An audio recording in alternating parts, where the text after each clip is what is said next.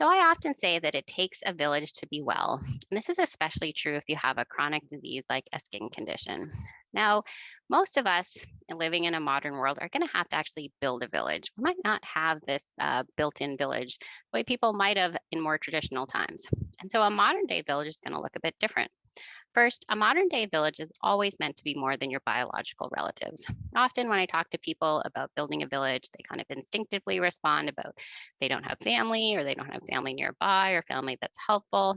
Well, technically, if your whole village was biological relatives, that would result in inbreeding, and that's not a good idea. We're actually always meant to invite different people into our village that are not our biological relatives who may actually have skills or abilities or knowledge that may not be available to us in our biological relatives. And these people might not stay in our village forever, but in fact, we might need different people at different points in our lives, and that's okay. We want the skill of being able to build a village, not necessarily having to rely on what you were, provided in your biological family. It probably relies on technology, a modern day village, even in non pandemic times, because we may not live physically close enough to other people. One of the great parts about technology is that it can allow us to stay connected to people who are far away from us and to be connected with groups of people who might be similar to us that we might not have available in our own kind of local network, meaning that you can connect with other people who might have skin conditions or other expertise that you may not be able to find locally through technology. Keep in mind that there's lots of studies showing that using social media as a way of staying connected isn't a great way of staying connected. But messaging and other ways like that might be a useful way of staying connected.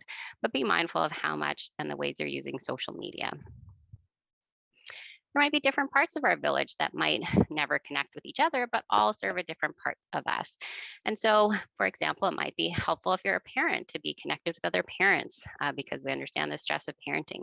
Being connected with other people who share your chronic condition can be really helpful to understand and be connected with people who are experiencing things similar to yourself. You might have a workplace village, you might have a friend village, you might have other parts of your village that might never meet each other, but can still be all part of your village. And so it's totally okay that they never meet each other. They might actually serve different parts of us. Our healthcare providers can be part of our village.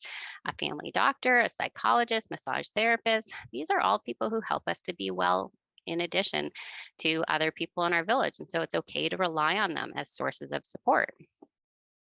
And then for people who have the means available to them, which isn't everybody, sometimes we have to pay people to be part of our village.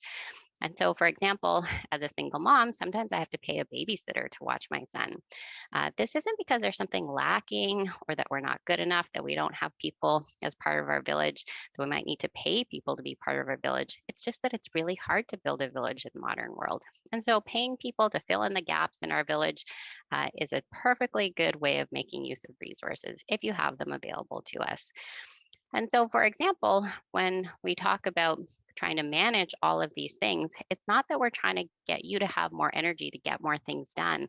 We need you to ask for and accept help from other people. You need to rely on a village, especially if you have a chronic condition, because you overall have less energy because part of your energy is being used up by that chronic condition. And so, just as when people become parents, there's all kinds of new kind of responsibilities and roles they have to take on. And if they go on acting the way they were in their 20s, partying and that kind of thing, then it's a real mess trying to have children.